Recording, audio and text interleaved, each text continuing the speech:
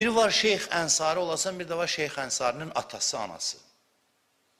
Şeyx Ənsarinin anasına deyirlər ki, bu necə oldu sənin oğlun belə fəqih oldu, alim oldu, mərifət sahibi oldu. Dedi ki, başqa şey gözləmirdim ki, bir dəfə də olsun dəstəmasız süd verməmişəm ona. Başladı necə onu böyüdüb ondan danışmağa.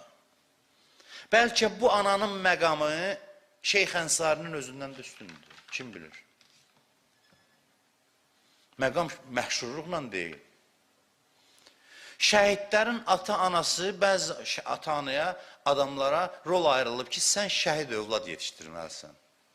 Sən özünü tanımamalısın. Məsələn, Mübariz İbrahimovun atasının, anasının adını hamı bilmir. Bəziləri bilir, çox adam bilmir. Yaxud başqa bir məşhur şəhidimizin, məsələn, Raquf Orucovun, digərinin, heç valideynin biz bilmirik kimdir, atası, anası kimdir. Amma rolları bu idi. Və qiyamət günü görəcəksən ki, ata oğuldan da geri qalmırdı. Nə olsun ki, tanınmırdı. Hərə öz rolunu icra elədi. Hərə öz işi ilə məşğul oldu. Allah hamımıza fərqli rollar ayırıb, çalış ki, nəfsin müdaxilə edib səni öz rolundan başqa rola istiqamətləndirməsin. Burada nəfs müdaxilə edir, nəfs qarışdırır.